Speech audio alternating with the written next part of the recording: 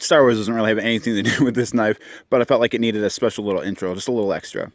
So today we are looking at the Spydie Chef. Now this is a knife that is Tony's in Australia. I have had the pleasure of having this in my rotation, and I say rotation in quotes kind of because I only carried this around for a few minutes at a time due to the fact this is a $200+ knife that is not mine, and I didn't want to jack it up. And by jack it up, I mean doing something stupid that I would do and ruin somebody else's knife. So let's get started to take a look at this knife and get my thoughts and impressions and see what I think. So first things first, this knife, I believe the star of the show is going to be this LC200N blade. Very good edge retention, very good corrosion resistance. I haven't touched up the edge. I'll put a little clip in here of me slicing some paper. The edge is still paper slicing sharp, despite everything I've put it through, plus some that you guys didn't see on film because I've just been playing around with it. It's a very nice shape. Your kitchen knife is going to probably be your most used knife, and I wasn't quite sure how that was going to translate into like an EDC format, and I think they did a really good job with this. Got the nice sheep's foot, got the blade that you don't have to worry about essentially. I mean, a little touch up on the edge, but it's not going to rust or tarnish or get a patina or anything like that since it is highly corrosion resistant. So I really enjoy what they did with this blade shape in this format. You have the titanium handles, which it might be hard to pick up. Let me see if I can get in on there. They did a very light tumbled on this titanium finish, which I like a lot because if this is going to be a user or something that you carry around with you, that'll help kind of with the snail trails and the little things that'll happen to this finish as you do carry it. So I really like that they did that. You do have a titanium frame lock.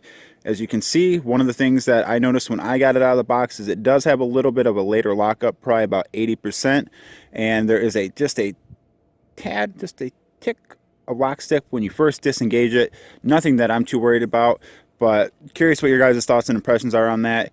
I know a lot of these knives, when they do these titanium frame locks, they'll have that hardened steel insert, which this does not. So is that something that you guys want on your knives or not? Me personally, I'm okay with it. Moving on past the late lockup and the lock stick, there are essentially no issues on this knife. From that point forward, this is going to be a fairly positive review. It's got very smooth action. You can see it deploys via thumb flick, Spydie drop, and I can get my itty bitty fingers onto the other side of this knife right in there and do a Spydie flick. So very enjoyable for a knife that doesn't have a fidget-friendly lock, which would be like, you know, your axis lock or your compression lock. This is still a very fidgetable knife. I really enjoy opening and closing it. The action is I've heard it described as hydraulic, and I would agree. It's got a very soft resistance all the way around, but in an enjoyable way, if that makes sense.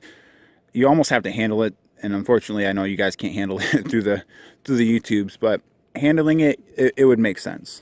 And then one other thing is that this isn't quite drop shutty, and I'm sure with a little loosening of the pivot it could be. It just requires a little bit of a shake and bake. As you can see, it has been breaking in a little bit more. We'll try to do it and let's see what we got.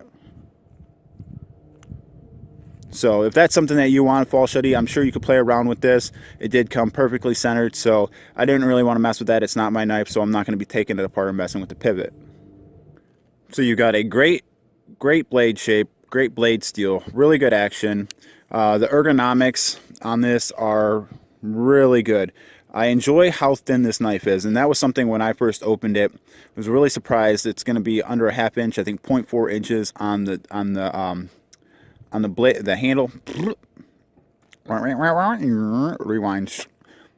You got 0.4 inches on the handle thickness, so it carries really well in the pocket. Nice lightweight. I believe this is 3.3 ounces off the top of my head. If not, I'll put the little correction in right about here. Carries really good. You got the deep carry-ish pocket clip. It goes to about there, but it sits really well in the pocket. You know, going in your pocket, you can get in there because they did this thing here. So as you're sliding in your pocket to get other things, it's there and you don't notice it's there. Just a very enjoyable carry. So let's just talk about this knife and the price point. It's kind of funny, as I posted this on Instagram and some of the Facebook groups that I'm in, some of the things that I keep seeing are that this is a lot of people's grail knife. And I kind of want to touch on that. It is a $200 knife. So once we start getting into that price range, especially for someone like me who prefers their sub $100 knives, which is the majority of what you're going to see on the channel if they belong to me, what do I think on this $200 price tag for this knife? This is a titanium frame lock. You are getting the fantastic steel. Some of the things that I've noticed that were missing from this that a lot of the other guys do on their titanium frame locks is there is no over travel stop, which I'm not concerned about. Of course, it's going to go out of focus the minute I try to talk about this. There is no over travel stop, but as you can see, I'm not really wrenching on this thing to open it. It's got a nice soft opening, so that's not something I'm worried about. The only thing I would have liked to see is maybe the hardened steel insert. And like I said, I'm not concerned about it right now. If this was my knife, I would be able to carry on and not worry about it, but it would be a little bit of a peace of mind knowing that that's not going to get any worse. And maybe that lock stick would be a little easier to correct. But Tony says he has a fix, and I believe in his ability to do that. So outside of that hardened steel insert, is there anything I would really change about this knife? Honestly, no. It's very lightweight, carries very well in the pocket. I really like the open construction because this is a knife that I wouldn't even make a safe clean. I could see why some people would, but this knife was designed to be a user. You can clean it out really easily. It's got phosphor bronze washers, so you don't have to worry about stuff getting in the pivot. It's got a great blade shape. It's got a great blade steel. Very good in hand. Holds really well. It performed fantastically on a lot of different tasks. One thing I like about the curve of the blade is you could see when I was cutting the zip ties, I just get a little rock, snip, little rock, and then snip. And it got through all that stuff very well. So if I had $200 laying around in the account, just burning a hole in my pocket, and this knife became available, would I buy it? The short answer is yes, because I know these knives are a little bit harder to come across. They kind of come in and out. I know Blade HQ has some in stock right now, I believe, for $214. And there are a lot of other options at that price point. Some that you're going to maybe even get some better options with, you know, the over travel stop and the lock inserts and all that stuff. But I think Spyderco did a very good job on this. The centering, the fit and finish are fantastic. Besides the couple little issues that I mentioned, there is nothing I would change about this knife. It's essentially, if I had to rank all my knives on EDC knives that I would rank from, say, my top 10, this would probably be in the first 2 spots somewhere. The only reason that this might get knocked down is for the fact of how much it does cost. So this might be one of my favorite knives I've had on the channel, guys. It's a great knife. It's a great user. I'm really happy that I got a chance to check it out. Fantastic work by Spyderco. So if anybody's on the fence about this, once they pop up or if they're gone and they come up again, if this was something you were interested in, I would say go ahead and get it. I think you'll be very happy with it, especially if you're a fan of this blade shape, this blade steel, and just this overall format of the titanium handle with the deep carry reversible lefties rejoice pocket clip. All right, guys, if you have any questions or comments, please feel free to shoot them down in the description below. All right, if I missed anything, let me know. As always, take care. We'll see you all next time. Have a good one.